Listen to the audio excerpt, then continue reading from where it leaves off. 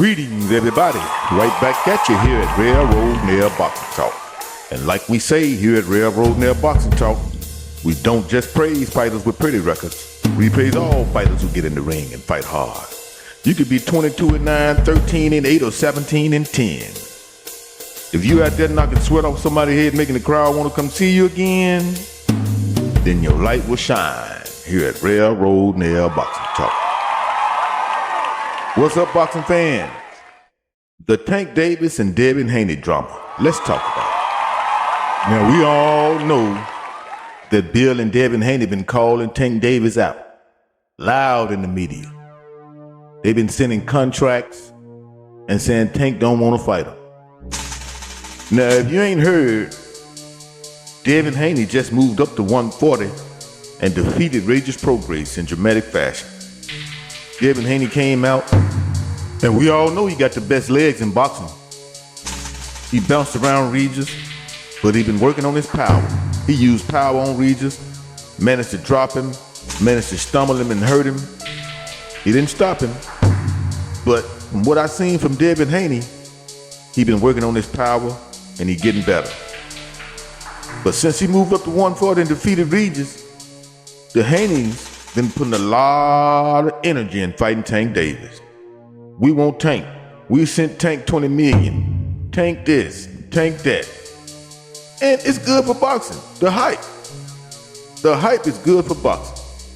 But I'm just wondering, where was this energy at 135? I mean, he just moved up from 135, and I didn't see them sending Tank no contract like that. I mean, they was in the ring after Lomachenko fought to get that fight, but Tank fought Ryan Garcia and they wasn't in the ring. It just wasn't this type of energy. And people been criticizing Tank Davis, saying Tank scared. Tank, you fought Mario Barrios at 140. You should move up to 140. And I'm like, well, how can you?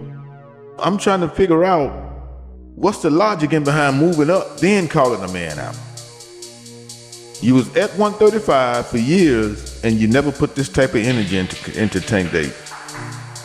And people saying, Tank, you fought Mario Barrios at 140. You made him do a rehydration clause. Hey, come on, people. I mean, if I'm fighting at 135, and if I move up 5 pounds, what the 140 pounder gonna do? Can you give me something? Give me a rehydration clause. People saying Tank ain't fought nobody. Oh, come on, man. They even say he was scared of Lomachenko. Check this out, man. Tank beat Jose Pedraza. Stopped him in, 9? And people saying Tank is scared of Lomachenko, but Lomachenko went the distance with an older, already beaten Pedraza. He went the distance with it. Come on, man. Is it safe to say that Tank didn't need Lomachenko to prove his point? And now boxing fans are saying Tank Davis scared of Devin Haney. Tank Davis is being criticized because he wants to put a rehydration clause in to a man that's 5 pounds heavier than him. If he chooses to move up, people criticizing him for putting a rehydration clause on a man that has been accused of gaining 25 pounds overnight in his last fight. Come on, boxing fans. Give Tank a break. Is it not facts that Devin Haney gained 25 pounds overnight in his last fight? At the same time, you want to blame Tank Davis for giving Devin Haney a rehydration clause. Tank may come in and say no rehydration clause. He may say, let's just take the fight. I ain't heard Tank say nothing but I'ma hurt you. And we all know Tank got a lot of other stuff going on right now. I seen Captain Ford in an interview, and from what he's saying, he hadn't even been in the gym with Tank. So we can't expect nothing soon from Tank right now, no way.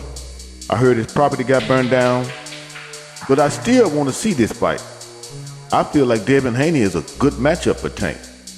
At the time they calling Tank out with, I'm kind of iffy about it, because Tank Davis was at 135 when Devin Haney was at 135.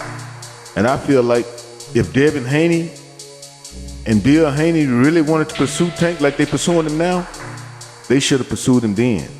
If he's the man and he's the main, the big money fight now, he was the big money fight then.